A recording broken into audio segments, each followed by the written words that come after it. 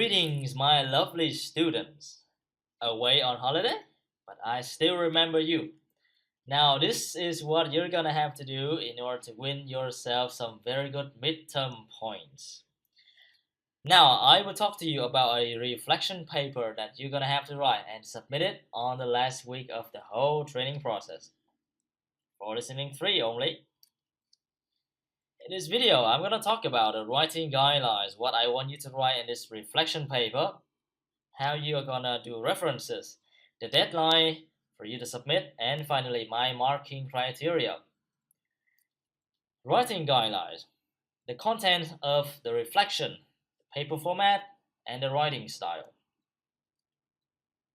Now for the reflection content, basically we are learning listening 3 and the focus is on the FCE and the IELTS test. So I would like you to do some reflection on all the listening that you have and will be doing in the whole training. How that may be difficult, how that may be challenging or inspiring, or how you may find it a interesting experience of some sort. What I'd like you to write in the reflection paper is firstly to describe 3 of the 4 issues below.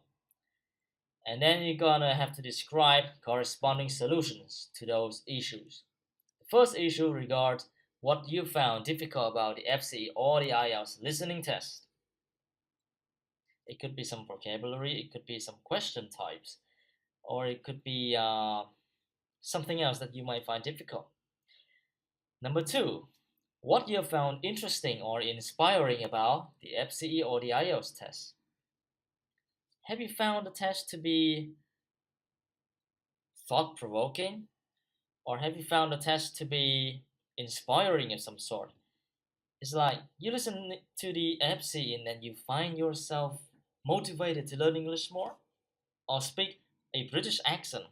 Or after you listen to some of the IELTS, you find that you can be a very good listener. So talk about that. Issue number 3 is what you have found not good enough about the test design. Of course, this test is designed by a very professional board of test developers.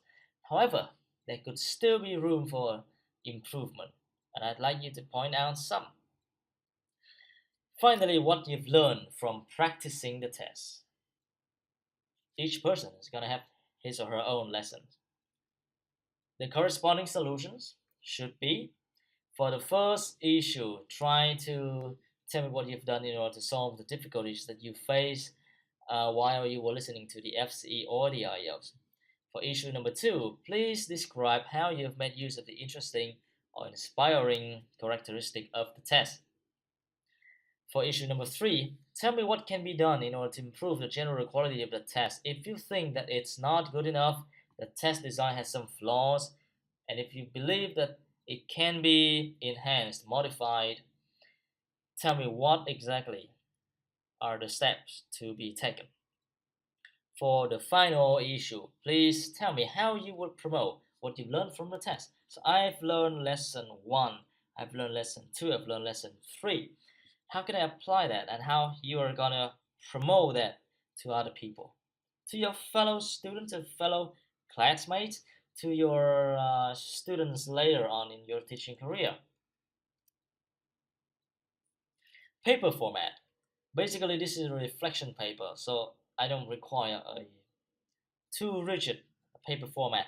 Basically, your writing has to be structured in 3 sections.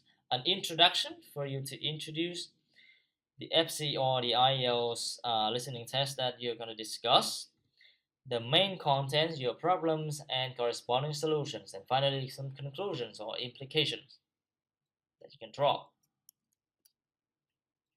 Writing style, reflection paper, isn't it? So not too academic, but make sure it's not too informal. We are majors in English, aren't we? So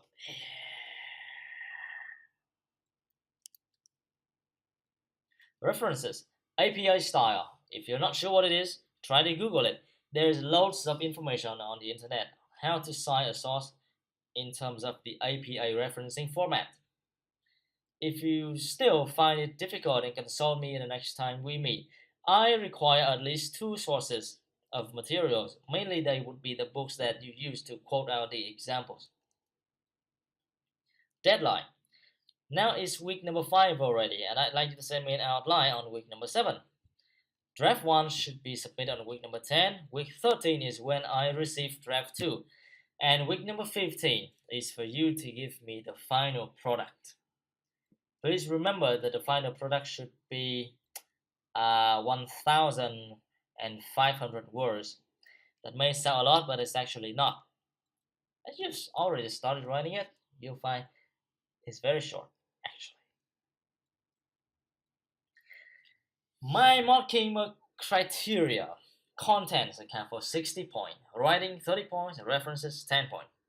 In contents, 15 points will be awarded for clarity of expression. If you clearly express yourself, clearly write out your ideas, and clearly defend your point of view, you gain 15 points. Depth of knowledge: how deeply you think into the problems and how deeply you put thought into the solutions. Examples account for 10 points. Give a good example to illustrate your difficulty. Give a good example to illustrate your solution. That earns you 10 points. Logic accounts for 15%. What you say has to be logical enough in order to be persuasive. Writing accuracy, 15 points, and cohesion and coherence, 15 points. Try not to make any silly mistakes like grammatical or spelling or vocabulary. Collocational mistakes as well. We're academics, so try to keep your writing neat, clean, condensed, and correct. Cohesion and coherence: try to make your writing cohesive and coherent as much as possible. Have smooth transitions between paragraphs. Your ideas should be logically linked together, and make sure that everything you write makes sense and is well connected. References: accuracy of the APA style, and at least two sources. Remember that. I have just talked to you about your reflection paper that you're gonna have to write and submit on the last week of the training process. Writing guidelines, preferences, deadline, my marking criteria. Thank you, and I hope to see you on week number 7 with your outline.